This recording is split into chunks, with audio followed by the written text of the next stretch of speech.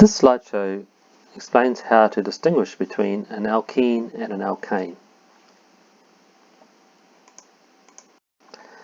Both alkanes and alkenes have similar physical properties. For instance, they're both insoluble in water. They're both colourless when they're liquids. So how can we tell them apart? Well, we need a test. And this is a quick chemical test to tell the difference. And it's based on the fact that alkenes are unsaturated. In other words, they all contain one CC double bond. Alkanes, on the other hand, are saturated hydrocarbons. They only contain single CC bonds. The double CC bond in an alkene makes them more reactive than alkanes. And the higher reactivity of alkenes compared to alkanes allows them to be distinguished with a simple test using bromine water. Bromine water, as you can see on the right, is an orange solution. It is a mixture of bromine and water.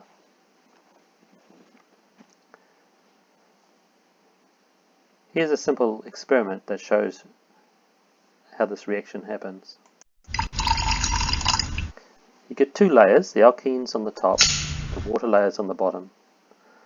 Notice how very quickly the orange bromine colour disappears when you mix it.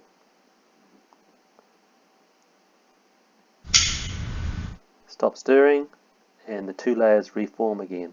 Alkene on the top and the water layer now on the bottom. There's no bromine left in it.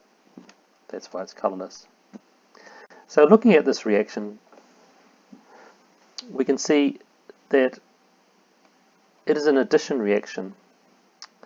An addition reaction because what's happening is the double bonds being replaced, a CC double bond being replaced by a CC single bond, and bromine's been added onto each carbon of the double bond. So we have hex 1N being converted into 1,2-dibromohexane.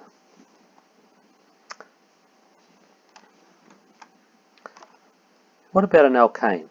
What happens when you add bromine water to an alkane? Let's have a look.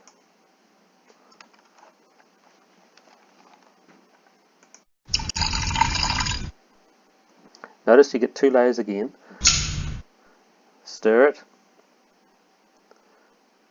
The bromine colour remains, the orange colour remains.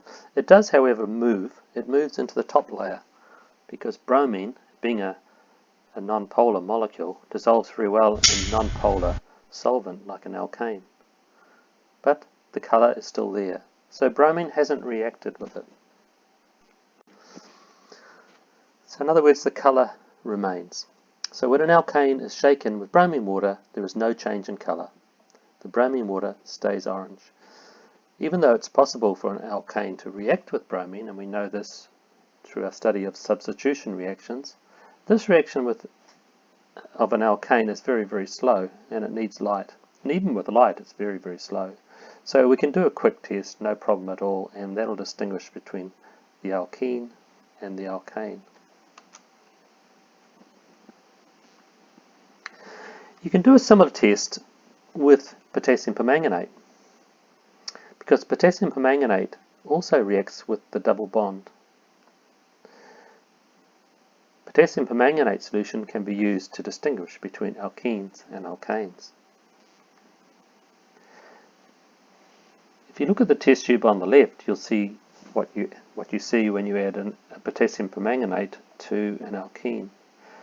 Potassium permanganate contains water, so it's an aqueous solution, so it'll fall to the bottom. It's a purple liquid, and the alkene is a colourless liquid on the top. If you shake it for a few seconds with an alkene, you'll see the purple solution becomes sort of a brown precipitate. And that's because the permanganate ion has been converted into brown precipitate of manganese dioxide. The product of this reaction, and you might remember this from addition reactions, is what we call a diol. So an OH group is added onto each side of what used to be the double bond between the carbon atoms. So a quick reaction. What about with an alkane?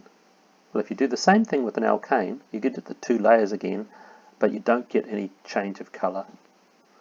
So potassium permanganate solution provides another quick way to distinguish between an alkene and an alkane